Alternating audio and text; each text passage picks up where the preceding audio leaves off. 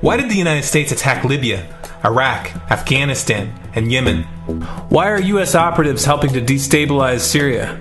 And why is the United States government so intent on taking down Iran, in spite of the fact that Iran has not attacked any country since 1798? And what's next? What are we headed for? When you look at the current trajectory that we're on, it doesn't make any sense at all if you evaluate it based on what we're taught in school. And it doesn't make any sense if you base your worldview on the propaganda that the mainstream media tries to pass off as news. But it makes perfect sense once you know the real motives of the powers that be. In order to understand those motives, we first have to take a look at history. In 1945, the Bretton Woods Agreement established the dollar as the world reserve currency, which meant that international commodities were priced in dollars. The agreement, which gave the United States a distinct financial advantage, was made under the condition that those dollars would remain redeemable for gold at a consistent rate of $35 per ounce. The United States promised not to print very much money, but this was on the honor system, because the Federal Reserve refused to allow any audits or supervision of its printing presses.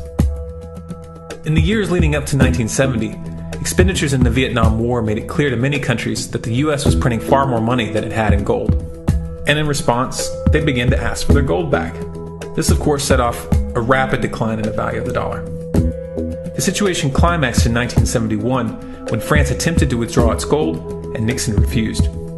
On August 15th, he made the following announcement. I have directed the Secretary of the Treasury to take the action necessary to defend the dollar against the speculators.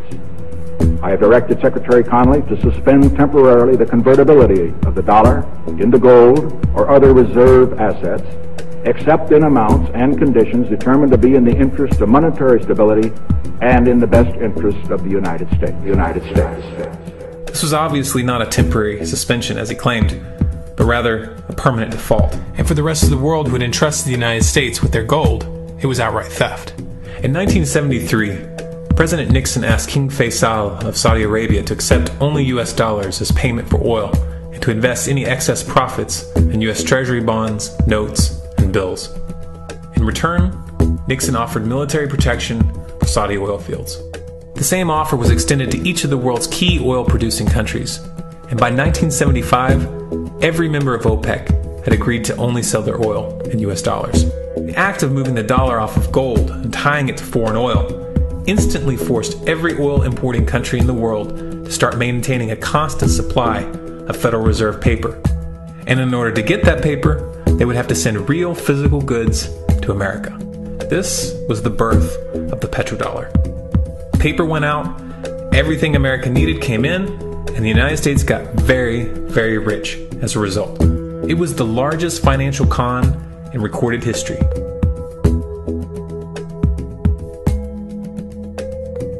The arms race of the Cold War was a game of poker. Military expenditures were the chips, and the U.S. had an endless supply of chips. With the petrodollar under its belt, it was able to raise the stakes higher and higher, outspending every other country on the planet, until eventually U.S. military expenditures surpassed that of all other nations in the world combined. The Soviet Union never had a chance. The collapse of the communist bloc in 1991 removed the last counterbalance to American military might. The United States was now an undisputed superpower with no rival. Many hoped that this would mark the beginning of a new era of peace and stability. Unfortunately, there were those in high places who had other ideas. Within that same year, the U.S. invaded Iraq in the First Gulf War. And after crushing the Iraqi military and destroying their infrastructure, including water purification plants and hospitals, crippling sanctions were imposed which prevented that infrastructure from being rebuilt. These sanctions, which were initiated by Bush Sr. and sustained throughout the entire Clinton administration, lasted for over a decade and were estimated to have killed over 500,000 children. The Clinton administration was fully aware of these figures. We have heard that 500,000 children have died. I mean, that's more children than died in Hiroshima. And you know, is the price worth it? I think this is a very hard choice, but we think the price is worth it. Miss Albright, what exactly was it that was worth killing 500,000 kids for? In In November of 2000, Iraq began selling its oil exclusively in euros. This was a direct attack on the dollar and on U.S. financial dominance, and it wasn't going to be tolerated. In response, the U.S. government, with the assistance of the mainstream media, began to build up a massive propaganda campaign claiming that Iraq had weapons of mass destruction and was planning to use them. In 2003, the U.S. invaded, and once they had control of the country, oil sales were immediately switched back to dollars. This is particularly notable due to the fact that switching back to the dollar meant a 15 to 20% loss in revenue due to the euro's higher value. It doesn't make any sense at all unless you take the petrodollar into account. So I came back to see him a few weeks later, and by that time we were bombing in Afghanistan. I said, "Are we still going to war with Iraq?" And he said, "Oh, it's worse than that." He said, he reached over on his desk, he picked up a piece of paper, he said, I just got this down from upstairs, meaning the Secretary of Defense's office today, and he said, "This is a memo that describes how we're going to take out 7 countries in 5 years, starting with Iraq and then Syria, Lebanon, Libya, Somalia, Sudan, and finishing off Iran. Let's take a look at the events of the past decade and see if you see a pattern. In Libya, Gaddafi was in the process of organizing a bloc of African countries to create a gold-based currency called the dinar, which they intended to use to replace the dollar in that region. US and NATO forces helped destabilize and topple the Libyan government in 2011, and after taking control of the region, US armed rebels executed Gaddafi in cold blood and immediately set up the Libyan Central Bank.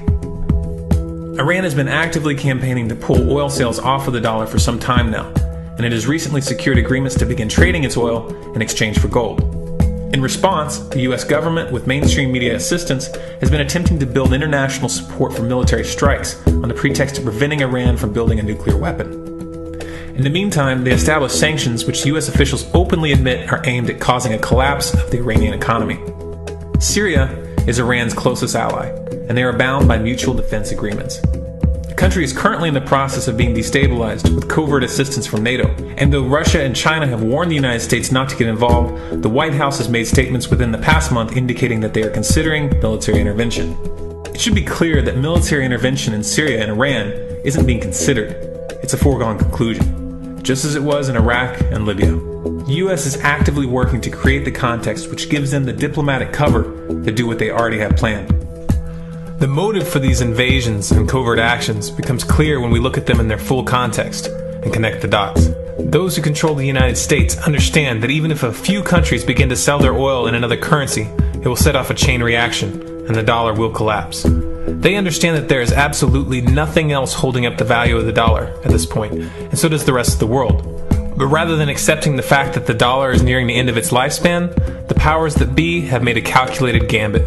They have decided to use the brute force of the US military to crush each and every resistant state in the Middle East and Africa. That in itself would be bad enough, but what you need to understand is that this is not going to end with Iran.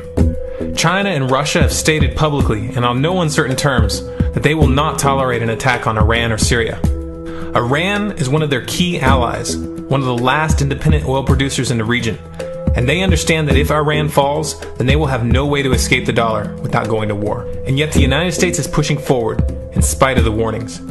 What we are witnessing here is a trajectory that leads straight to the unthinkable. It's a trajectory that was mapped out years ago in full awareness of the human consequences. But who was it that put us on this course? What kind of psychopath is willing to intentionally set off a global conflict that will lead to millions of deaths just to protect the value of a paper currency? It obviously isn't the president. The decision to invade Libya, Syria, and Iran was made long before Obama had risen to the national spotlight. And yet, he's carrying out his duty just like the puppets that preceded him. So who is it that pulls the strings? Often the best answer to questions like this are found by asking another question. Qui bono?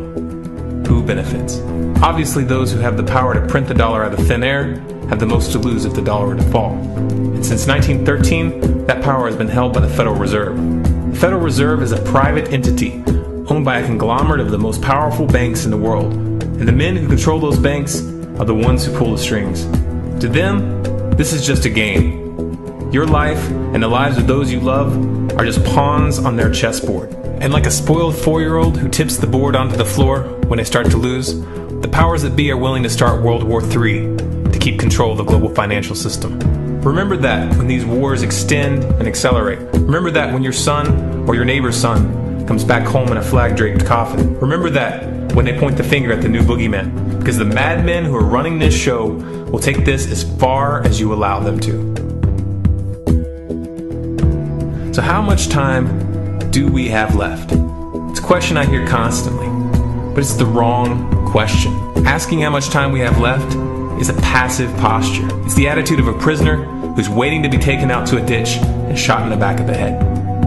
What are our chances? Can we change course? Also the wrong question. The odds don't matter anymore. If you understand what we're facing, then you have a moral responsibility to do everything in your power to alter the course that we're on, regardless of the odds. It's only when you stop basing your involvement on the chances of success that success actually becomes possible. To strip the ill-begotten power from the financial elites and to bring these criminal cartels to justice will require nothing less than a revolution. The government is not going to save us. The government is completely infiltrated and corrupt to the core. Looking to them for a solution at this point is utterly naive. There are 3 stages of revolution, and they are sequential. Stage 1 is already underway. Stage 1 is the ideological resistance. In this stage, we have to actively work to wake up as many people as possible about what is happening and the direction we're headed. All revolutions originate from a shift in the mindset of the population, and no other meaningful resistance is possible without it. Success in this stage of the game can be measured by the contagion of ideas. When an idea reaches critical mass, it begins to spread on its own and seeps into all levels of society. In order to achieve that contagion, we need more people in this fight. We need more people speaking out, making videos, writing articles, getting this information onto the national and international stage. And we especially need to reach the police and the military. Stage 2 is civil disobedience, also known as nonviolent resistance. In this stage, you put your money where your mouth is, or more accurately, you withhold your money and your obedience from the government, and you do everything in your power to bring the gears of the state to a halt. Practiced in mass, this method alone is often enough to bring a regime to its knees. However, if you fail at this stage, Stage 3 is inevitable. Stage 3 is direct physical resistance. Direct physical resistance is the last resort, and it should be avoided and delayed as long as possible. And it should only be invoked after all other options have been thoroughly exhausted. There are those who talk tough and claim that they will resist when the time comes. But what those people fail to realize is that if you are inactive during the first 2 stages and save your efforts for the last resistance, then you will fail. When the Nazis were moving door to door, dragging people out of their homes in Germany, that was the time to fight back physically. But due to the lack of ideological resistance and civil disobedience leading up to that moment, even an armed uprising would have likely failed at that point. An armed uprising can only succeed if the people have established an attitude of active resistance. And active resistance is only possible after their minds have broken free from the mainstream propaganda. If you want to fight back, it's now or never. You're not going to get another chance, and the stakes are far higher than they were in Nazi Germany.